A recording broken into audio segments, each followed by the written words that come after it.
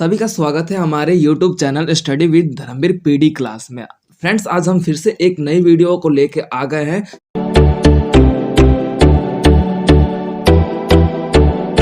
Hello friends, तो जैसे कि मैंने आप लोगों का इसका पहला पार्ट वीडियो अपलोड कर दिया है BPAG 171, जो कि आपको डिस्क्रिप्शन में मेंशन कर दिया गया लिंक, आप वहां से विजिट करके फर्स्ट पार्ट देख सकते हैं, जिसका फर्स्ट पार्ट में हमने 1 से लेकर 7 चैप्टर के बारे में जिक्र किया था। और आज हम इसमें आपके 8 से लेके 15 चैप्टर के बारे में जिक्र करेंगे कि पर्टिकुलर आप कौन से चैप्टर में क्या क्या पढ़ने वाले हैं। इससे पहले जो फर्स्ट पार्ट का वीडियो है डिस्क्रिप्शन में मेंशन कर दिया गया लिंक, आप वहां से जाके विजिट कर सकते हैं। ओके फ्रेंड्स, आते हैं अपने टॉपिक्स को स्टार्ट करते हैं।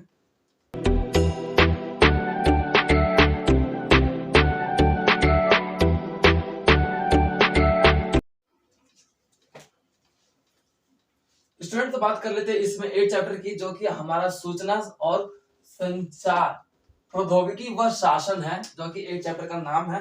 तो इसमें हम ये पढ़ेंगे कि जो हमारे इंफॉर्मेशन यानी कि सूचना की बात कर लेते हैं, तो सूचना में हम ये देखेंगे कि अलग अलग सूचना किस प्रकार से संचार यानी कि संचार इक्विपमेंट्स की, जो हमारे फोन हो गया, हमारे इक्विपमेंट्स हो गया, हमारे टेलीफोन हो गया, इंटरनेट हो गया, कंप्यूटर हो गया, लैपटॉप हो गया, टीवी हो गया, ये हमारे संचार है, जिसके माध्यम से हम एक स्थान से दूसरे स्थान पर, एक व्यक्ति से दूसरे व्यक्ति पर सूचना पहुंचा सकते हैं और अपने बोल सकते हैं, अपने विचारों को प्रकट कर सकते हैं। तो ये आप पर्टिकुलर एक चैप्टर में पढ़ने वाले हैं कि किस प्रकार से एक मानव आज घर बैठे बैठे अलग स्थानों का सूचना प्राप्त कर रहा है। और प्रौद्योगिकी की बात कर लेते हैं। प्रौद्योगिकी आपका ये देखने को उद्योगों से संबंधित होगा, जिसके अंतर्गत आज मानव अपने संचार माध्यम को बढ़ाते हुए उद्योगों पर ध्यान दे रहा है। उस स्थिति में आपके शासन शासन यानी कि बोल सकते हो जो शासन करने वाले राजनेता है, पार्टी है, वो आपके सूचना संचार पर महत्वपूर्ण भूमिका निभा रहे हैं। उनकी बातों को आगे बढ़ा रहे हैं कि हमारा विकास या फिर विकास स्तर में बढ़ोतरी हो सके। अब बात कर लेते हैं स्टूडेंट आपके 9 चैप्टर की। तो चैप्टर नंबर 9 का नाम है आपका मीडिया की भूमिका।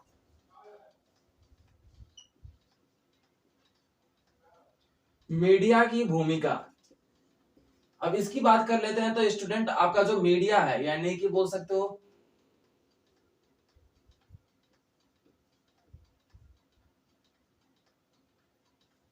मीडिया की भूमिका है, जो कि आपका बोल सकते हो कि आपके देख तो बोल सकते हो कि न्यूज रिपोर्टर लाइक दैट हो गए, ये सारे महत्वपूर्ण इनकी भूमिका क्या है कि बोल सकते हो सनसनी खबर हम तक पहुंचाना, विश्व या फिर किसी भी क्षेत्र के जो है किसी भी प्रकार से घटना या फिर दुर्घटना घटित होता है तो तुरंत लोगों तक या फिर उस घटना को पूरे विश्व में या फिर पूरे भारत में फैलाना या फिर अपनी सूचना को पहुंचाना, ताकि ये घटना या रिसेंट में ये सारी घटना घटी है। मीडिया एक महत्वपूर्ण भूमिका निभाता है स्टूडेंट, हमारे बोल सकते हो हमारे जीवन में, हमारे वातावरण में। अगर मीडिया ना रहे तो हमारा जीवन बोल सकते हैं कि आसपास कुछ भी हो रहा है हमें पता तक भनक तक नहीं लगेगा। लेकिन मीडिया बोल सकते हो कि एक वो घूमता हुआ है, जैसे कि एक बोल सकते हो फैलता हुआ जो वातावरण में हमारे वायु है कि एक स्थान से दूसरे स्थान पर किस प्रकार से ट्रेवल करते हैं, तो मीडिया भी उसी तरीके से है, जो कि एक क्षेत्र की किसी छोटी से छोटी घटना को भी सनसनी खबर तक को बना के हमारे ऊपर या हम तक पहुंचा पाती है।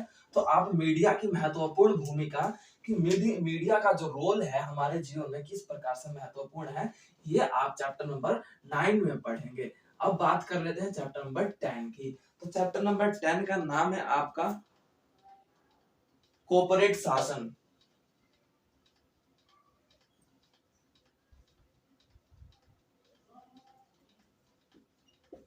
आपने कॉर्पोरेट कंपनी सुनी होगी। कॉर्पोरेट जो आपका शासन है पूर्ण रूप से यही देखा जाता है, कॉर्पोरेट ही है, कॉर्पोरेट शासन ही है ये आपका देखा जाता है। कॉर्पोरेटिव से बोल सकते हो कि जहां पर शासन पूर्ण रूप से कॉर्पोरेट हो चुका, लाइक प्राइवेट हो चुका हो। ठीक है फ्रेंड्स, तो इसमें आप चैप्टर नंबर 10 में यही पढ़ेंगे कि जो शासन व्यवस्था है पूर्ण रूप से हमारे कॉर्पोरेट के अनुसार कार्य करता हो। जैसे कि मान सकते हो उद्योगपति जैसे धीरू भाई अंबानी हो गए थे, जिस तरीके से आपके बोल सकते हो कि हमारे जियो के मुकेश अंबानी, जिस तरीके से हमारे क्षेत्र को चलाने के लिए एक महत्वपूर्ण, हमारे राजनीति व्यवस्था को चलाने के लिए महत्वपूर्ण एक उनका जीडीपी का हमारे देश में रोल है, तो वो आपके कॉर्पोरेट शासन के रूप में देखा जाएगा कि ये किस प्रकार से हमारी प्राइवेट कंपनियां हमारे ऊपर शासन कर रही हैं। कौन कौन से शासन की व्यवस्था हम देख सकते हैं, तो वो आप चैप्टर नंबर 10 में देखेंगे। अब चैप्टर नंबर 11 की बात कर लेते हैं। तो चैप्टर नंबर 11 का नाम है सतत मानव विकास।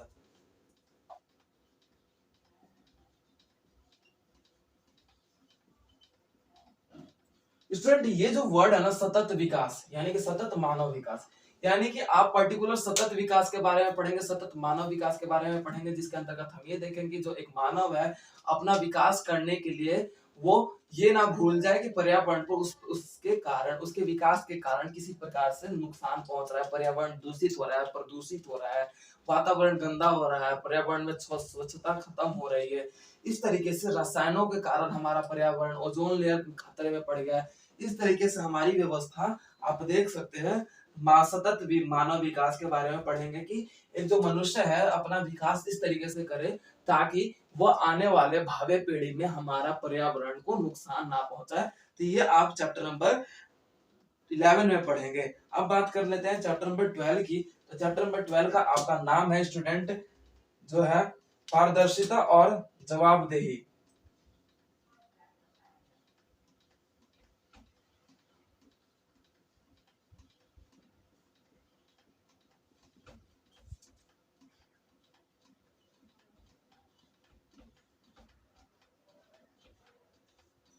पारदर्शिता और जवाबदेही की बात कर लेते हैं स्टूडेंट। तो आपका जो 12 चैप्टर है आपको ये देखा जाता है कि पारदर्शिता इट मीन्स की जो हमारे क्षेत्र है, हमारे जो वातावरण है उसमें क्या हमारा रोल रहता है, और उसमें हम ये देखेंगे कि जवाबदेही इट मीन्स की जैसे हमारी शासन व्यवस्था है, ठीक है, अब उनपे हमारा किस प्रकार से व्यवस्था होता है, उनका जो नजरिया होता है हमारे लिए, तो हम किस तरीके से उन पर सोचते हैं, अपना जो वाद विवाद है या नीतियों का डिमांड करते हैं, तो उनका जो जवाब देने का जो तरीका है किस तरीके से मानव का रहता है, और या फिर शासन व्यवस्था का रहता है। तो ये आप चैप्टर नंबर 12 में पढ़ेंगे, जिसके अंतर्गत आप देख सकते हैं कि जो आपकी जो देखने को मिलता है शासन व्यवस्था के साथ आपका किस तरीके से संबंध है, जिसमें आप बोल सकते हैं कोऑपरेट करते हैं अपने शासन व्यवस्था, जैसे कि बीजेपी सरकार के साथ कौन सी व्यवस्थाओं के द्वारा मानव उन पर प्रसन्न होता है, कौन सी बातों के कारण मानव उनके साथ खड़ा होता है, इस तरीके से देखेंगे। अब बात कर लेते हैं आपके चैप्टर नंबर 13 का। चैप्टर नंबर 13 का आपका नाम है विकेंद्रीकरण।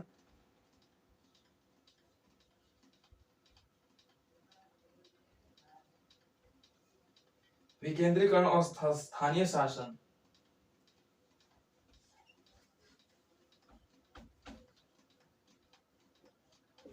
चैप्टर नंबर 13 है आपका विकेंद्रीकरण और स्थानीय शासन। स्थानीय शासन यानी कि जो किसी एक पर्टिकुलर स्थान पर शासन कर रहा हो वो आपका स्थानीय शासन कहलाता है। और विकेंद्रीकरण यानी कि जहां पर शक्तियों का जो विभाजन एक केंद्र के रूप में हो गया हो वो आपका विकेंद्रीकरण कहलाता है। तो आप ये देखेंगे कि पर्टिकुलर आपका जो है 13 चैप्टर, तो जो शक्तियां हैं पूर्ण रूप से किस तरीके से एक केंद्र के रूप में विभाजन हो जाती है और एक स्थानीय शासन के रूप में विभाजन हो जाती है, तो हम उनके बारे में चर्चा करेंगे। और इनका जो डिफरेंट है वो किन किन रूपों में विभाजन होता है वो उनके बारे में डिफरेंट हम चर्चा करेंगे चैप्टर नंबर 13 में। अब बात कर लेते हैं हमारा चैप्टर नंबर 14 की, जिसके अंतर्गत हम ये पढ़ने वाले हैं कि आपका समावेशी समावेशी और सहभागी शासन।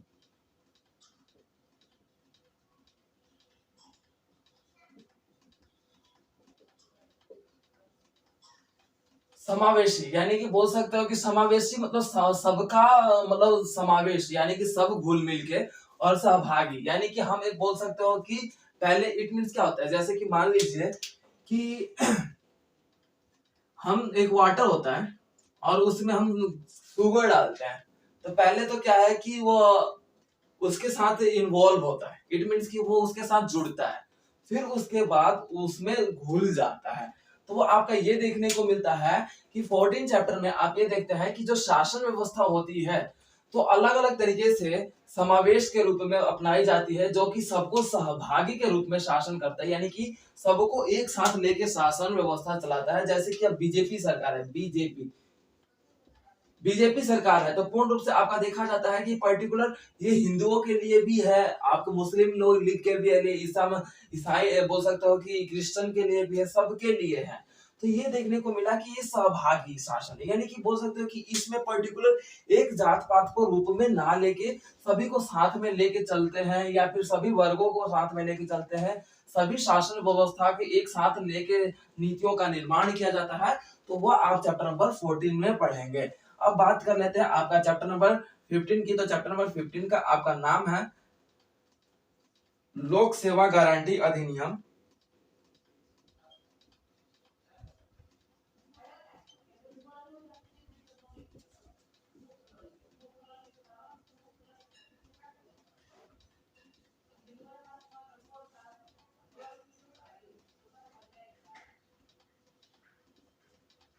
नागरिक चार्टर, सूचना का अधिकार,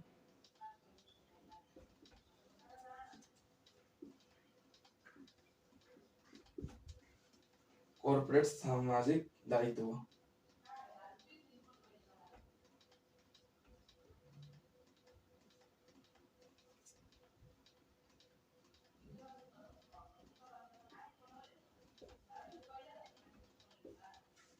अब बात कर लेते हैं आपका चैप्टर नंबर 15 है, बहुत लंबा इसका चैप्टर का नाम है, जो कि आपका देखने को मिलता है कि लोक सेवा गारंटी अधिनियम, नागरिक चार्टर, सूचना का अधिकार, कॉर्पोरेट सामाजिक दायित्व। इट मीन्स जो आपका लास्ट चैप्टर है, लोक सेवा गारंटी अधिनियम क्या होता है, नागरिक चार्टर क्या होता है, सूचना का अधिकार क्या होता है, कॉर्पोरेट सामाजिक दायित्व।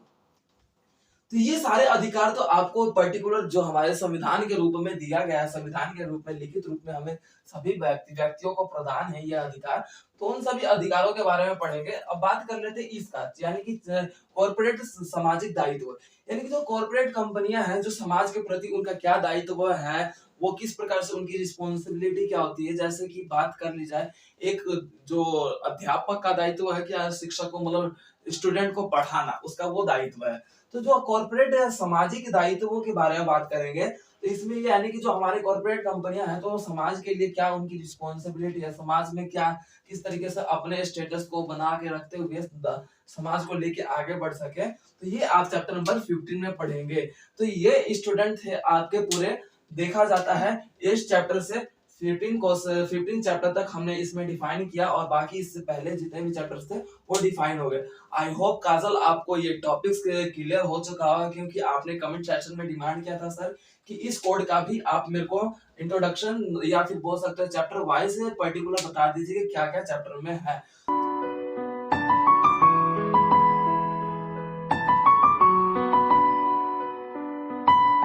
तो वीडियो को like, comment, share and subscribe करना ना भूलें।